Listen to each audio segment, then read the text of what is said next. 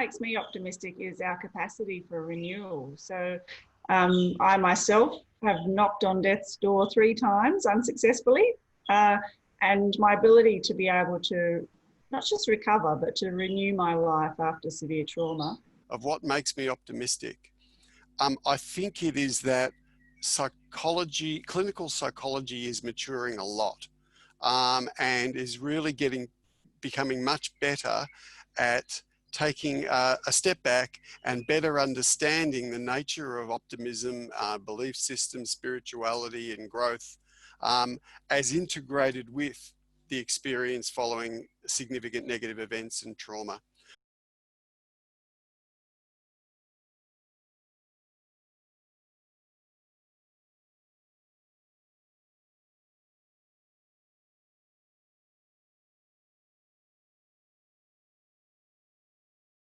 Ladies and gentlemen, welcome. This is the Centre for Optimism, and this is our Optimism Cafe. And today, I am just so overwhelmed with joy and optimism for this panel today. Phoenix Australia is an extraordinary organisation. Janine Kirk, member of the Centre for Optimism, is the chair of Phoenix Australia. She's just so welcome, Janine. Good to see you. Thank you, Victor. Lovely to be here, of course, as always. And Janine has brought along the director. David Forbes is a world authority in post-traumatic recovery. He's just written co-author of a fabulous book in this space. David, welcome. Thank you very much, Victor. Lovely to be here. And Sharon, just everything I read about Sharon, this is a person who's gone through extraordinary personal trauma, come through it to lead, not only within Australia, but globally. Sharon, proud to have you on board. Welcome. Thank you very much, Victor. Lovely to be with you today. So the first question we always ask at the Centre for Optimism is, what makes you optimistic? Janine Kirk, may I ask you what makes you optimistic? Well, Victor, knowing that you were going to ask this question, I thought about it this morning, and there were quite a few things. But what I thought I'd mention was, during this COVID lockdown in Melbourne, I've been teaching myself the guitar. Now, it's just, strumming around the campfire stuff. But, every day you do a little bit, and it's quite enjoyable and relaxing.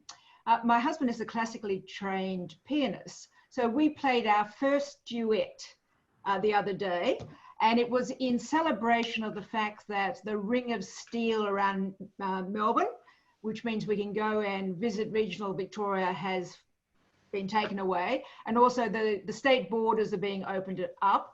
So we actually played Here, There and Everywhere, which is an old Beatles song, as you know, Paul McCartney song, and actually got through it without too many problems and issues about changing chords.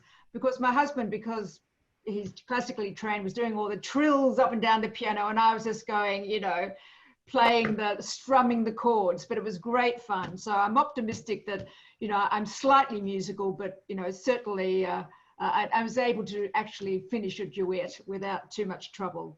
So well, I'm looking forward to you sharing that with us, Janine. As you know, we've been playing August Green, Optimistic, as an intro to these things. So I think we can replace it with Here, There and Everywhere, Janine. And I think you should explain to people that beautiful background behind you. It's less than 12 months ago, it was a blackened mess.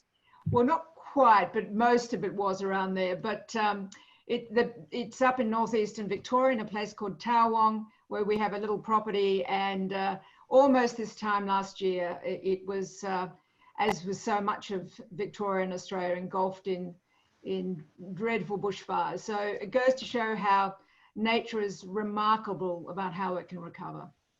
David Forbes, extraordinary career, wonderful leadership in what you're doing now. What makes you optimistic?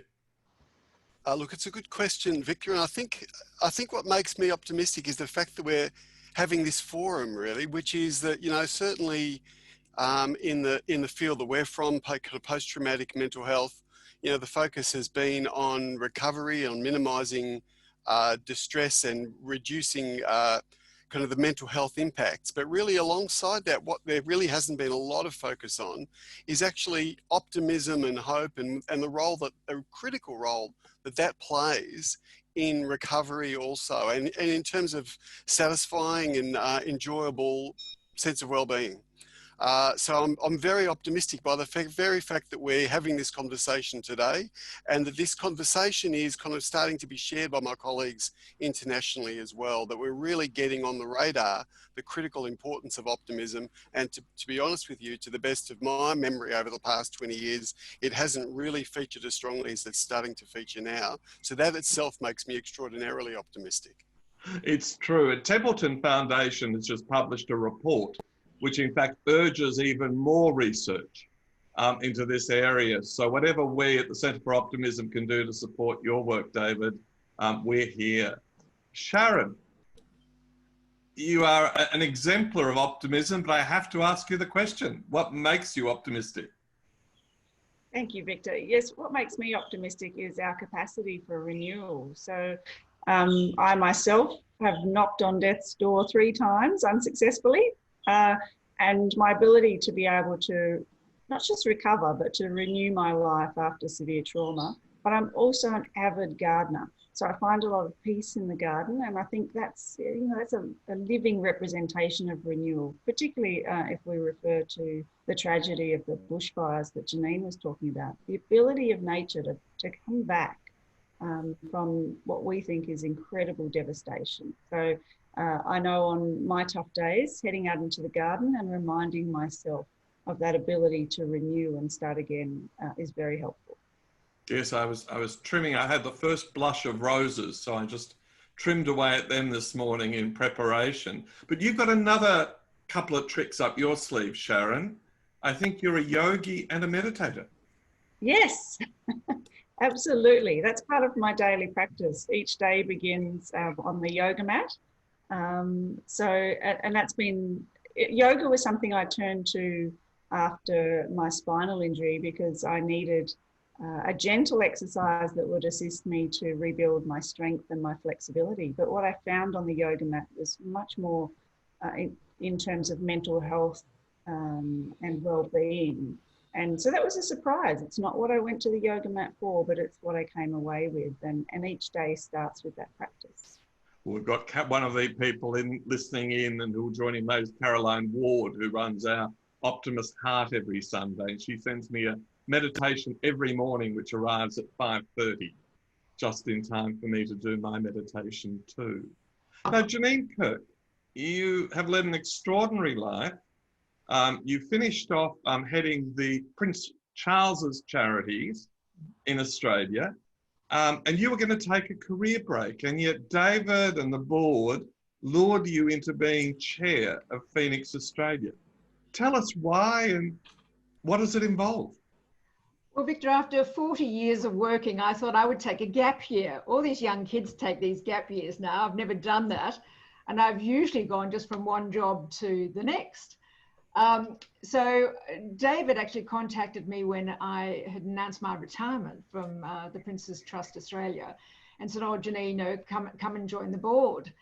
And I did say, I think to you, David, at the time, look, I love what you do because we'd actually worked together with the Phoenix Australia as the Prince's Trust, in fact, jointly developed an intervention for those suffering from mild impact of trauma. So I'd worked with David, I knew the team, and I loved what they did. And I have a huge respect for David and the senior management team at Phoenix. But I said, look, David, I'm just not ready yet. I'm going to take a gap year. If, when I finish doing that, you've still got a position on the board, I'd love to talk to you about it.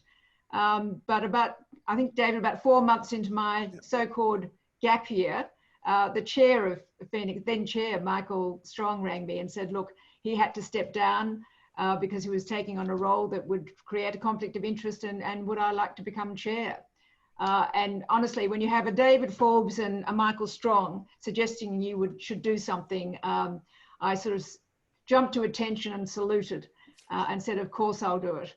And And I, as I say, I would not have done it had I not thought the work they do is absolutely exceptional and very meaningful. And look, we all know the importance of having purpose and meaning in life. And doing the work that Phoenix Australia does certainly provides that in my life. So I've enjoyed doing it. So I've been there for about 12 months, I think a little over 12 months. When I remember what you did for Melbourne, you know, when Melbourne was nearly the rust bucket city of Australia, and your ability to harness government and business and philanthropy together. My God, what a future at Phoenix Australia. David, reading the history of Phoenix Australia, of course, it was formed, you know, to deal with the problem of military trauma and you know, wounds and battleground injuries and the like. And yet you've evolved to be this extraordinary organization dealing with the whole gamut of trauma and recovery and become literally a world authority. Can you tell us a little bit about that evolution and, you know, what attracted you as the leader and what you do as the leader? Sure, thanks very much, Victor. Yes, you're right. We started off 25 years ago. We were the National Centre for War-Related PTSD, so quite explicitly focused on working with clinical services and working with government to make sure that there were high quality services out there for veterans with post-traumatic stress disorder to ensure that they got the best possible quality of care, train up clinicians, provide quality assurance around those services. But, you know, as things evolved, it was clear for us that, you know, the mission was far greater than that. The one, PTSD, is just one of the range of mental health problems or difficulties that emerged after trauma. And also, you know, war trauma was a critical experience, but also, you know, the Australian community is affected by trauma in all manner and shapes and forms. You know, 75% of the Australian community is impacted by trauma at some stage in their life. And those are things like as broad as natural disasters or man-made disasters, assaults, sexual assaults, most severe motor vehicle accidents, that when you think about across the whole community, family violence, if we think about the community, trauma is such a critical experience as part of the Australian community experience, and the same is so internationally. So for us, it was critical that we expanded our focus, one, to be able to support Australians and our colleagues internationally wherever we could, no matter what kind of trauma they experienced, and also not just focusing about PTSD as the outcome of trauma, but thinking about what the outcomes of trauma were more broadly to maximise people's quality of life. Brilliant. And look, one of the things as you know, I read, my filters are almost always the word optimism or optimistic. It keeps me away from a lot of bad news stories. There's quite a bit of research out of the US military on the role of optimism. And I saw, for instance, that optimistic soldiers have much lower incidence of chronic pain and a much higher level of recovery from either wound or other injury. What's your awareness of that, and what are you seeing in your research? Sure. Look, it's a really important question, and can I preface my answer for a moment by saying that the focus on optimism, the focus on hope, are kind of newer areas of focus in the issue about recovery after trauma. And what we have is decades of really solid work looking at what are the other factors that minimise the impacts of trauma or that increase recovery from trauma. And they usually are things like coping strategies, coping skills, social supports, which are really important. They are things like the experience themselves and what kind of clinical treatments we have. So we've spent a lot of work internationally trying to identify what are the critical treatments that people need to get as far upstream as possible from a prevention perspective, through early intervention, through to treatment for clear disorders like PTSD, depression. So there's a whole body of work that's focused on that. But of the last probably about 3 or 4 years, what we have seen within military experiences, but also across disaster survivors, both natural disasters like hurricanes and earthquakes and man-made disasters like bombing and terrorist attacks, what we have seen is this emerging body of evidence that tells us that optimism and hope are really important factors that influence recovery. Really important factors that influence not only the likelihood of post-traumatic stress disorder or depression, but also really influence the likelihood about your experience of well-being more broadly in the aftermath of the event. And so we are seeing an increasing body of research around that. And that's something we're extremely keen to focus on and to see if we can expand to dismantle more significantly. It's interesting, because my work in optimism really came out of discovering an incredible level of negativity in Australian thinking around leadership.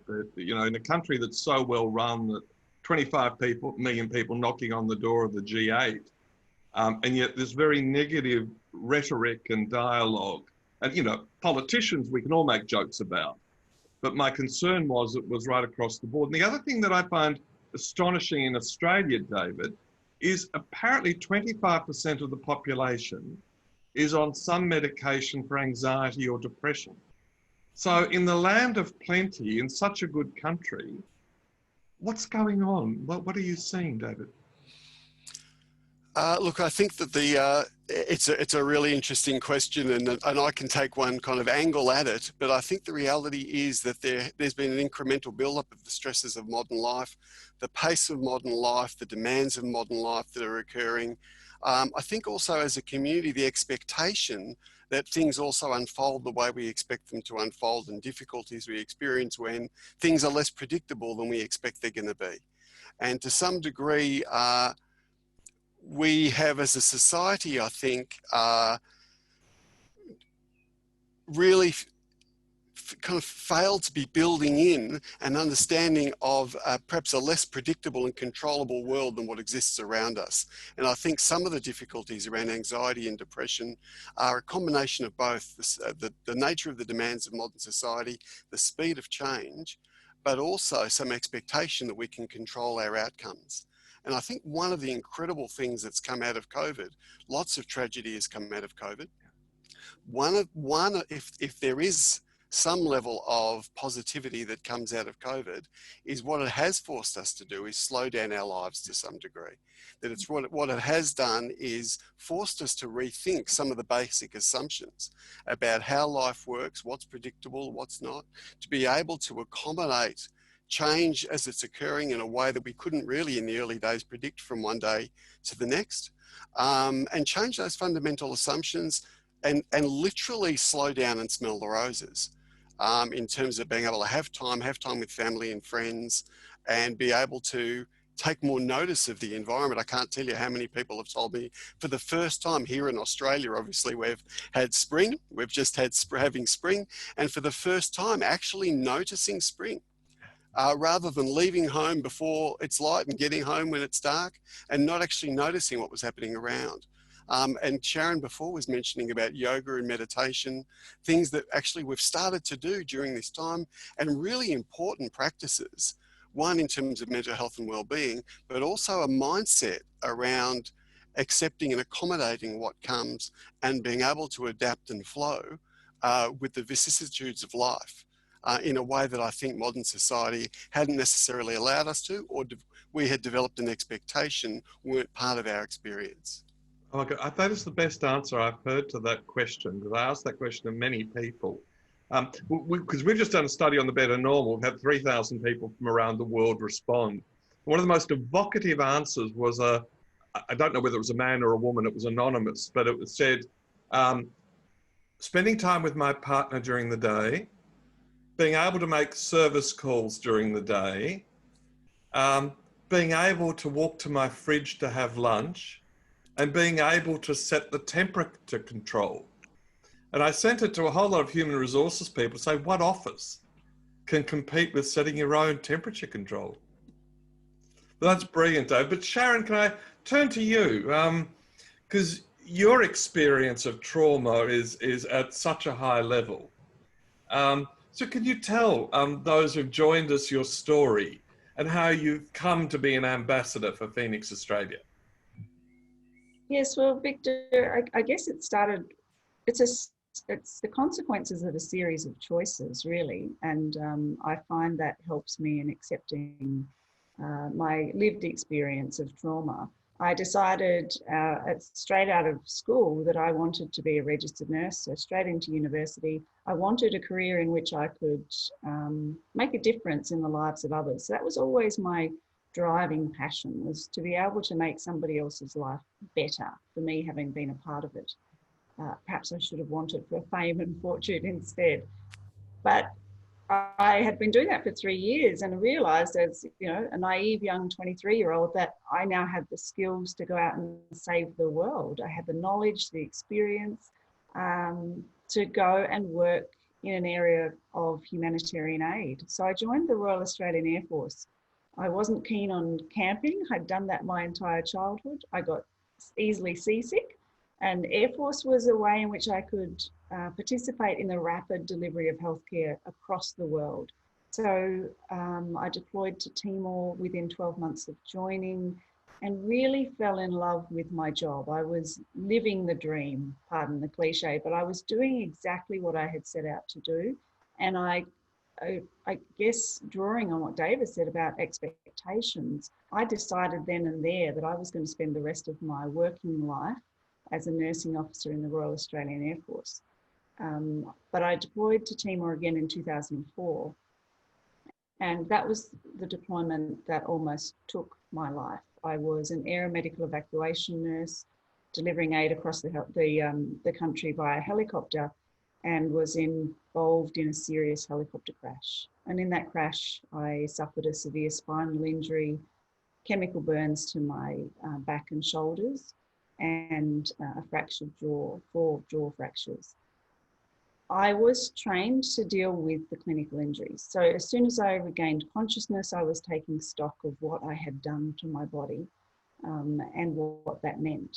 What I underestimated and what I didn't even consider was what effect would this have on my mental health and well-being? What was the psychological injury or even the psychological risk here? And eventually I was diagnosed with post-traumatic stress disorder as a result of that experience. I also suffered a series of personal traumas after that. So just 9 months after my crash, my mother died from breast cancer. 10 months after my crash, 3 of my friends were killed in another military helicopter crash. And within 2 years of my crash, my father, who was a policeman in Tasmania, was shot and left for dead on the side of the road. He survived, also with a severe spinal injury and a diagnosis of PTSD. But it was this cascading effect of life's traumas that made me feel like every time I got up and had a go at life, it seemed to knock me back down again. To the point where you do stop and think, is the universe sending me a message? Should I just stay down? What's going to happen if I get up again? But I was determined to be a survivor, not a victim of my circumstances. And I loved my job.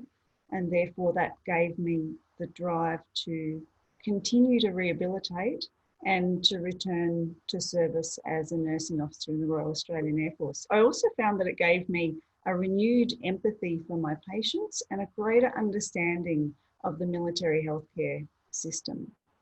So my eventual work with Phoenix now is this wonderful connection between my lived experience and the values and the evidence base of Phoenix. Their tagline, understanding trauma and renewing lives. That is what I had been living. I had been trying to understand my trauma, trying to assist those around me to understand it, and not just to recover from it, but to actually renew my life, to learn from it and to move forward. So I love working with the team at Phoenix. And contemporary stories about Afghanistan, of course, are incredibly bleak in the Australian media and the contribution of our armed forces there. But you went there in a leadership role into the heart of Taliban country to deliver nursing and health services. So can you share some of that experience and the good that was done there by those under your command? Yeah, so Afghanistan probably involved one of the darkest hours of my life, but one that's given me incredible optimism right up till today. Now, 4 years after climbing out of that helicopter crash and being told that my nursing career and my military career were over, I was appointed to command in Afghanistan. So I had demonstrated, I guess, in the ultimate way, that I was still fit to serve and still prepared to go out and make a difference in this world. And some 30,000 Australian veterans have done that, made an incredible difference in Afghanistan and to the lives of the Afghan people. But there's one story, as I said, my darkest hour, but perhaps my most optimistic lesson, involved a young Afghan boy who was brought into our trauma centre one morning. He had been shot in the family home. It appeared that he'd been curled up in bed and hit by a stray bullet in the house, which is not uncommon in domestic arguments in Afghanistan. He required immediate life-saving surgery. He had been brought in by his older brother, and we asked his older brother to sit outside the theatre complex and wait, which he did. I spent most of that surgery running in and out of the operating theatre to fetch blood from the pharmacy to be able to transfuse the young boy. Every time I stepped out the door, I consciously slowed down because I didn't want to alarm this young man who was sitting outside. I'd walk very calmly by him, run to the pharmacy, run back, and then again, consciously slow down to walk past him, just to reassure him that everything was okay. Unfortunately, after hours of surgery and an hour of CPR, we lost our fight to save that young life. So, and there's nothing that I've ever experienced as traumatic as losing a child. And so it was devastating for me and for my team. And I accompanied the surgeon and the interpreter out of the theatre complex to meet with the older brother to deliver him this devastating news. Now, the response that we got from him shocked me and is something that has stayed with me since. We explained that we had done everything that we could, but we were unable to save his younger brother. And his response through the interpreter was, "I don't understand. Why would you, Westerners, work so hard to save the life of what is just a little Afghan boy?" Now, that was not a response I ever expected from anyone. And so we asked the interpreter to reassure him that his younger brother was as precious as any other little boy in this world, and that we, were deeply saddened that we could not save him, but that we had done everything that we could. And he had obviously witnessed, we had extra surgeons coming in, we had my activity around the theatre, and we'd been in there for hours. And so what he taught me that day was that we may have lost his younger brother, but we taught him that it didn't matter who you were, where you were in the world, what religion, race, gender you were. There were people like my team who would do anything they could to make a difference in their lives. And that was a very valuable lesson for me to take away from Afghanistan.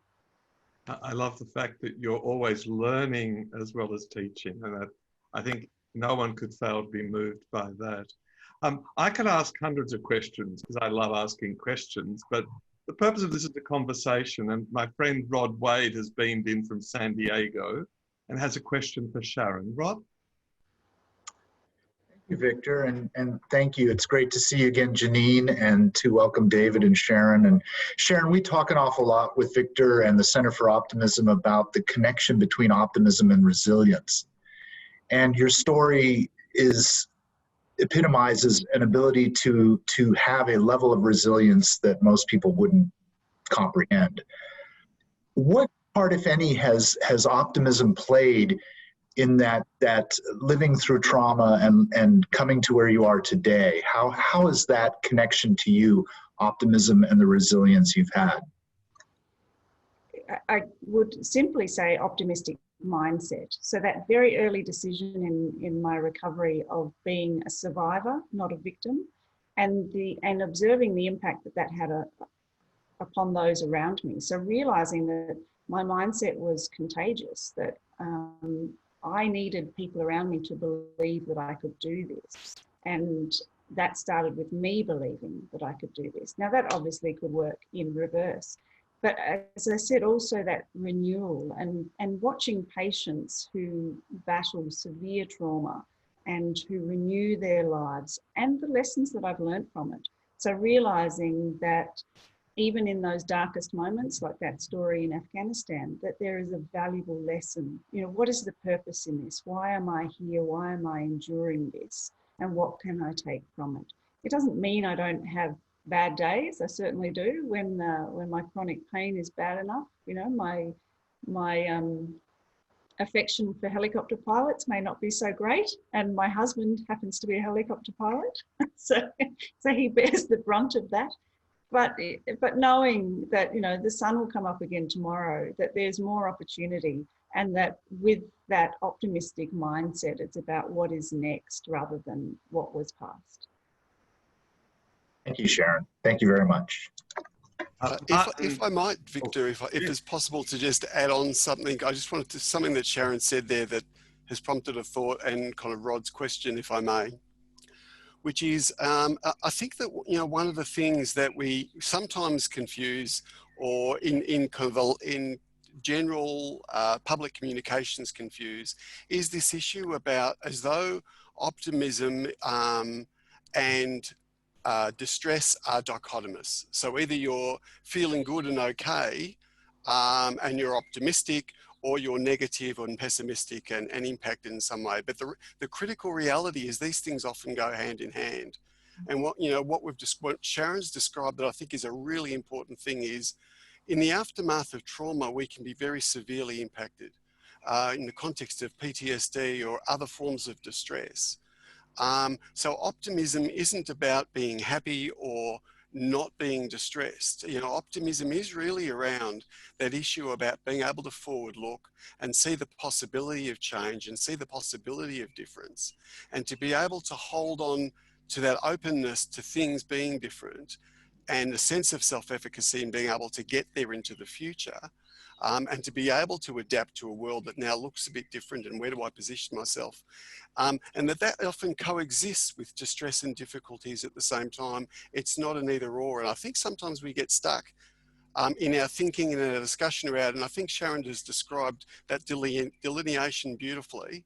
And I saw one of the questions in the chat line was, you know, what's the difference between happiness and optimism? And I think this is a really important distinction, which is we can be distressed yet be optimistic at the same time. That is more about a worldview and about a self-view than it is about our current emotional state. Oh, beautifully put, David, because the definition we use at the centre is the definition that Harvard, the American military, Oxford uses, which is optimism is a belief that good things will happen and that things will work out in the end. And some of the poets always add, and if it hasn't worked out, it's not the end. And one of the lovely pieces of history we love is that the oldest book that survives in English written by a woman is by Mother Julian of Norwich, who wrote, all shall be well, all shall be well, all manner of things shall be well. And 700, she lived through the Black Death, through the persecutions, and that piece of wisdom survives. And in fact, the most popular page on our website is the page devoted to her.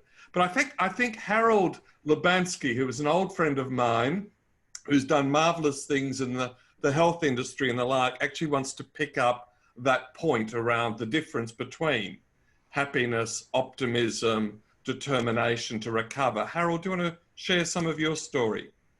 I don't know whether you want to hear the story because it won't be quick. Well, let's do the question and the comment you made. Right. I guess there's two questions and comments I've made. But look, David, I totally agree on your last point that optimism and happiness are two different things. I made the point earlier that what makes me optimistic is a general underlying belief that I can overcome any obstacle and achieve outcomes to help people. If I take during this lockdown, and I haven't been locked down at all, I've been working not 24/7, but not far off it. And I got acknowledged at the Royal Commission for Disability, helping the disability organisations when they got let down by government. And did that for a long time. Did get to a point where I believed that I was going to fail people, that there was nothing further to be done. I was wrong. It only took 15 minutes of phone calls to overcome the obstacles, and nothing stood in the way, and I let down nobody. But I did suffer total collapse as a result of that. 3 days of debilitation, and I'm now on medication. Sorry.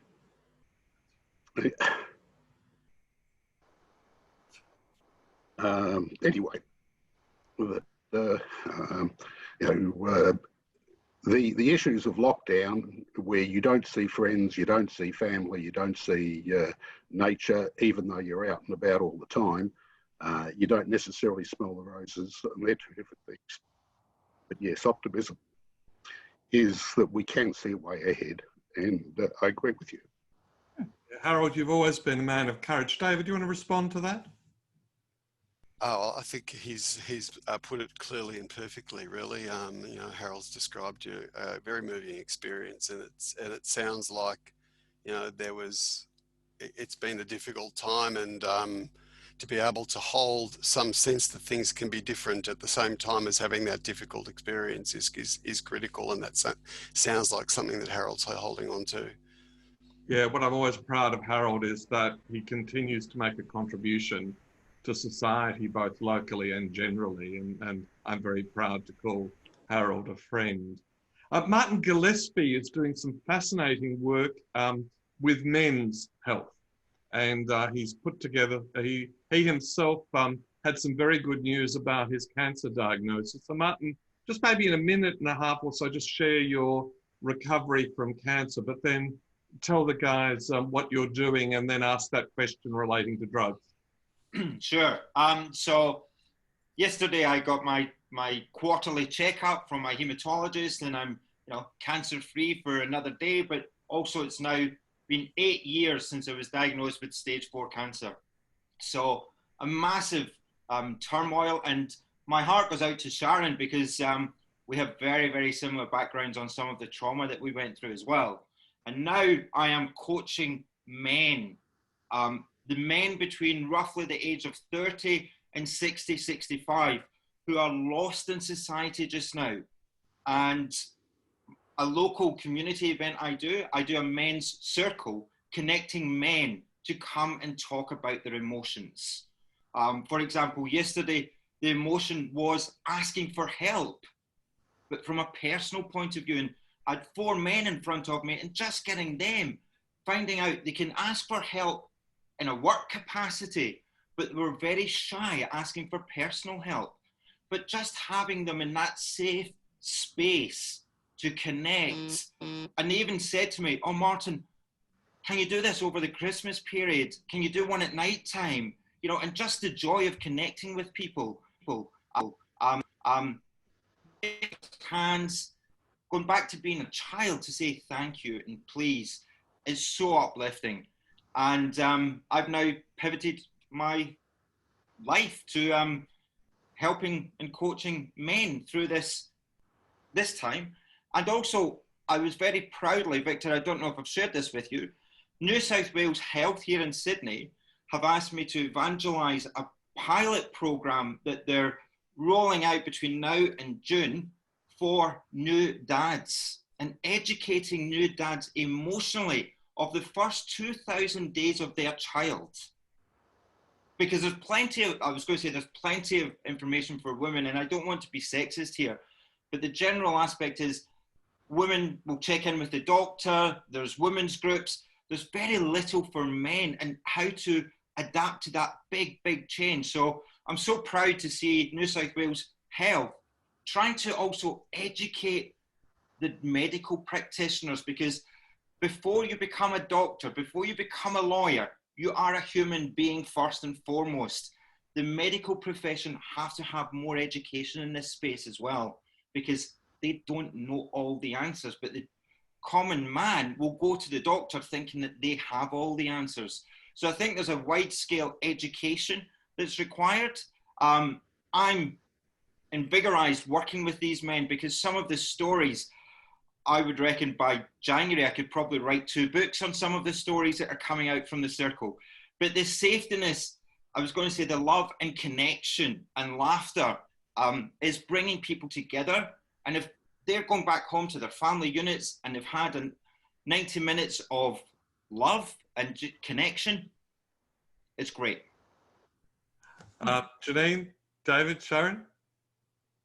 No, look, that's so true. And I think that knowledge dissemination is incredibly important. And that's one thing that David might like to talk about in terms of the role of Phoenix, because it's not just doing the research and creating evidence-based practice, which is so important.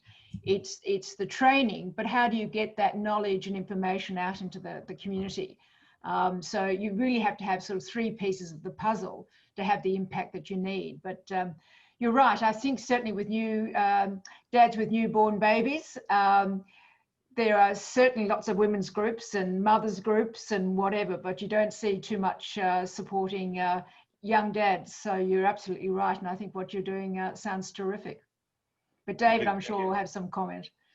And just perhaps to explain, so Phoenix Australia, so we effectively have 2 parts. You know, one's our research arm, which is really looking to move the dial forward in terms of how we understand what influences how people recover after traumatic experiences. Are there things we can do to bolster their capability of coping prior to exposure, where they're going into known exposures?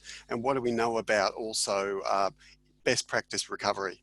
And how can we move the dial forward in terms of what interventions work best? Our other arm is what we call a policy and practice arm. And that really works with government, state and federal. It works with agencies. It works with practitioners to try and help them to adopt best practice principles in relation to the services they provide, and then training up clinicians and training up practitioners in being able to deliver on then what that best practice looks like. And what you've described, Martin, sounds unbelievably important to me in so many ways, really. We know that social connections, generally speaking, are the most robust predictor we have in terms of how things go for folks over time. And we know that across all manner of difficult, stressful life experiences, social connectedness in familial relationship, familial, community, organizational is an incredibly important support. And men are not great at being able to access and make the most of those social support systems. We've just done a Pathways to Care study for Veterans Affairs, and one of the biggest issues about who asks for help and why, and what we were seeing amongst very, very common was blokes not wanting to put up their hand and ask for help, feeling that they needed to be able to manage it themselves, not even knowing what to say, what to ask, whether it was safe to be able to ask for help, and needing to be seen to be self-reliant. And to be able to start to have conversations with the community, with practitioners around how to get conversations going amongst men about being able to share their experience, make connections, and be able to find ways to be able to engage, get support, and know that it doesn't challenge your dignity in doing so, critical. And if I was, this is a bit outside of the remit of Phoenix, but if I was the Prime Minister of Australia, I would be investing in supporting mums and dads in their postnatal period, in the first 2 years postnatal. If we're talking about the building blocks for a resilient society, having families that are safe and supportive for the parents, for the kids, to have a kind of an emotionally nourished early years of life, I think is probably number 1, 2, and 3 where I'd be putting my money in terms of trying to make safe and happy and well families. That is brilliant. Sharon, did you want to add a comment? I think it's fantastic. Being a mother of 2 young boys, I know that I received much more support in my transition and my new role to parenthood than my husband did. And I think that's very much about society. Still expecting that the mothers will be the nurturers and the carers, and that the fathers will be the breadwinners. So thank you, Martin, for doing that, and congratulations on your fantastic medical results today. And Martin, you didn't even need a translator today, did you, from Scottish to English? My friend Greg works with asylum seekers. And as we know, refugees you know, in many cases have the highest level of optimism, but the highest levels of trauma. Greg, you wanted to share some experiences and some thoughts? Yeah, look, I think, thank you, Victor, very much. And look, I think that optimism is really the thing that brings people to our shores in the first place, hope for a better life. And it's quite often frustrating when they get here and get caught up in systems that are deliberately designed to frustrate them in trying to achieve their goals. And sometimes that goes on for years and years and years. And I'm constantly surprised by people seeking asylum who maintain that optimism through all sorts of legal battles, all sorts of emotional turmoil. Just last year when it was safe, we had a young man who had come here to Australia. He was fleeing a war-torn regime. He'd been here for about 4 years. And then out of the blue one day, the department granted him a visa. He was so excited that he jumped into the centre. I'd never met him before, and he gave me the biggest hug I've ever had from one of the people seeking asylum, and it was fantastic. He never gave up hope, and that was really, really important. However, we still need to address this as a community, because every single day there are people who are in traumatic situations, who are not getting relief, who are quite often the most vulnerable people. I can only speak from Victoria, but the most often the most vulnerable people in Victoria, they have no safety net, they have no ability to work, they have no education, and the mental health of them suffers quite a lot. They still maintain optimistic outlooks, of course, but it is hard work and something that we need to continue to address as a broader community. And just to follow on what David said from my own personal view, I'm the general manager at the ASRC, and I've just had around about 8 weeks off because of mental health issues. And I think for someone in a senior executive level, such as me, what's been really important is to be perfectly upfront with people about what's happening. So I've only just come back to work in the last couple of weeks, and I have said in staff meetings and to my leadership team that I've had depression. It's as bad as I've ever had it. And this is what's happened. However, as David said, by asking for help and going out and sourcing that help, I've actually now on the mend. I've actually feel better now than I have in 10 years. And that means that I've had to reach out to people, which is very, very un-Australian of me as a man, but to reach out to people and to actually seek help, but also to use it as a way of saying to people, this is okay, to feel lousy. We talk a lot about mental health at the Asylum Seeker Resource Centre, not just for people seeking asylum, but also for our staff. And I think if we can lead by example and say, you know, this happened to me, we understand this, and we're here to help and support. And I think that's fundamental to any workplace, is to look after everybody that's part of the organisation. Thanks, Victor. Just the comments in the sidebar of what a lived experience shared. David, Janine, Sharon, do you want to respond to Greg? I'd prefer just, if I can, just to say how moved I was and how impressive it is for Greg to be able to come out and speak to his staff and lead by example in that way. The impact that has when the leaders are prepared to identify themselves as having had difficulties and having sought help, and to be able to lead by example and to be the champions themselves is really important. I think that it was a number of years back we would have leaders doing so, but they would only do so once they'd left the organisation. And that in some respects was great that they were able to speak up, but to some degree was reinforcing a notion you can only speak up once you've left. Whereas what Greg's demonstrating is exactly, I think, what's a massive game changer. One, the courage and bravery to do so, to be able to be open and upfront about it, but the impact that has for all of his staff, as well, in terms of knowing that it's okay to talk about this, it's okay to be upfront about it, and just making it that much easier to put up your hand and ask for help, and to be able to recover and in many respects get back to a position that's different to, and in some way could have renewed from where you were beforehand as well. So I'm very, very moved by that. Victor, perhaps I can say too, to thank Greg and Martin very much for sharing their stories with us, because they're demonstrating exactly what needs to be done in being able to come out and speak about what they've experienced. But I think it's really fascinating. It seems to me that probably, maybe not even 10 years, maybe every 5 years, suddenly mental health is on the agenda, is on the community agenda. You have politicians talking about it. You have leaders in business talking about it. You have companies looking at the welfare of their staff, particularly around mental health. Obviously, in Australia, having had a number of traumas just recently with drought and then bushfires and then COVID,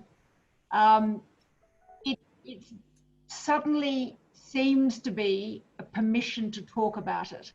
And I think that makes for a much healthier society. And it's good to see people doing that and feeling that they can come out and do as Martin and Greg have done, just talk about it. So it's good to see the community is accepting of that. I think we have one more question in the time, because we promised people, I mean, you three, your time is valuable. We've only got an hour. So Dean Troth, I think you wanted to share your experience and ask again, David, Janine and Sharon a question. Yeah, great. Well, thank you, Victor. I'm really very encouraged by this gathering, and it's almost by accident that I'm here. So thank you. This is great. I guess I'm a survivor of a significant head trauma and spine trauma. Long story. Fell off a cliff inside a cave in a third world nation about 20 years ago, and I guess it's only in recent years that I've started to come to terms with the ongoing impact of that trauma on my life and emotions and different things. But that's a snapshot of the story. But I'm really encouraged by this group. But my question, I guess, that I posted in the questions was, I'm a Christian, and I guess I make it a thing to reach out and support particularly men, particularly middle-aged, particularly middle-class, middle-aged men who are doing it tough, going through traumas of different kinds. But in my reading, I find that by and large, the research, so academics, as well as psychologists and others, are very, very cynical and skeptical, I guess, about the link between faith and mental health / optimism. But I think, on the other side, the research clearly shows that a personal faith there's a clear link between faith and mental health and stability and things like that. And I've witnessed it in my own life, I guess, the benefits of it. Why do you think that is? Is it just a war between psychology and sort of the church or faith? And is there something we can do to overcome that? That's my question. Well, Janine is on the top quote on my page on faith. So I'm going to ask Janine to answer that first. And then, David, I'd love you to talk about the war between the pessimists and the optimists in psychology. No, why don't we do the other way? Let's have David speak, and then I'll do my quote. David? This is where the director dutifully responds to the chair and takes direction from the chair. Look, Dean, it's an extraordinarily interesting question and a perplexing and difficult one at some level or another. Yes, there is evidence that faith and belief, of whatever form or variety that takes, can be a really important factor in recovery. And that does link to optimism and a belief in that there's some meaning, there's meaning in experience, and there's things to be gained from experience at different levels of human experience, both psychological, existential, and spiritual, and emotional. So I think that, yes, there is some evidence around spirituality and belief systems being important. Not necessary, but helpful and important where they exist. And also connection with organizations to support that as well. The issue about psychology, cynicism within psychology, I think that it's hard for me to comment really about that, other than to say that I think psychology's got very focused on identifying problems and treating problems. and has looked at how do you best reduce problems and treat problems, ameliorate problems. And all of the positive psychology, spirituality literature, all of the personal growth literature, literature also around interesting spiritual practices from around the world. It's never really connected with those and try to integrate with those. And I think psychology, and getting back to if I was to re-answer Victor's first question of what makes me optimistic, I think it is that clinical psychology is maturing a lot, and is really becoming much better at taking a step back and better understanding the nature of optimism, belief systems, spirituality and growth, as integrated with the experience following significant negative events and trauma, rather than just thinking about how do we ameliorate the negative effects. So I think that it has been cynical, but hopefully that's changing, and I'm optimistic that it's changing.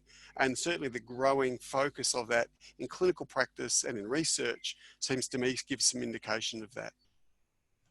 David, I interviewed Martin Seligman on what makes him optimistic, and he, in fact, almost your answer and his answer are very similar. He talked about personal advancement, the advancement of society, and then exactly as you say, the advancement of psychology. Now, Janine, to make it easy, I've got your quote. I've got it, but I just thought it might be kind of a nice roundup to the discussion, really, Victor.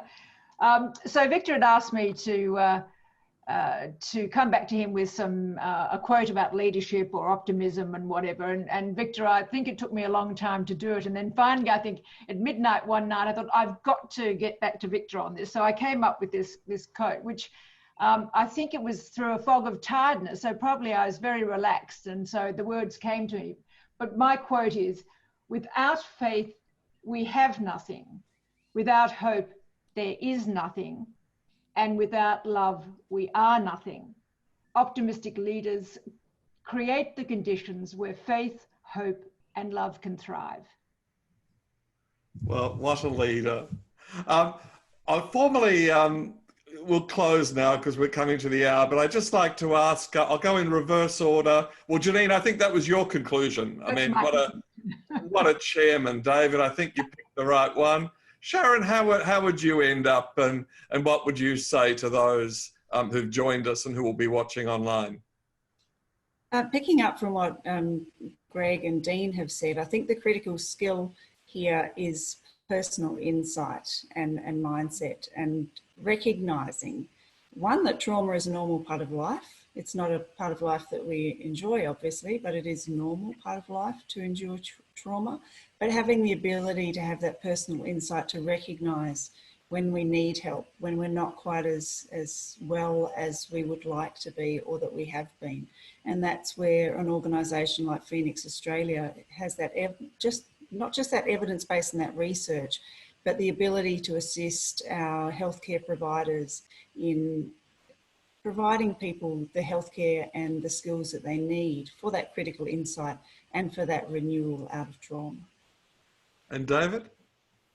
Look, in my closing comments, I do just want to thank all the participants for their open sharing of their experience and for their questions and for their attendance today, and to reinforce that, the issue that that pain and suffering are part of life, and that the focus on optimism isn't to reduce that or to wish that away.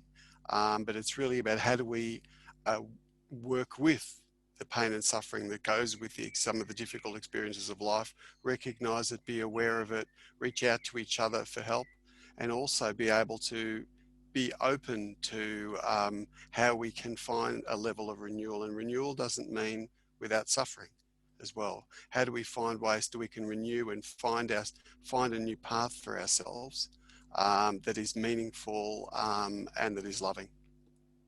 Well, absolutely brilliant. Janine, David and Sharon, we are deeply honoured. You have the commitment from the Centre for Optimism to be your ally in optimism, to support you. You are friends. You are now going to be surrounded by a community of optimists, even if you I mean, I think each of you have already built that, but on behalf of everyone, thank you very, very much. Thank you very much, Victor. Well, we hope you enjoyed that episode of the Centre for Optimism's Optimism Cafe with Phoenix Australia. We hope it encourages you to get involved with Phoenix Australia and visit their website and subscribe to their newsletter. We'd also love you to get involved with the Centre for Optimism. Our website is centreforoptimism.com, and you can sign up for a free newsletter, or better still, join up as a member and get involved and share your optimism and spread your optimism.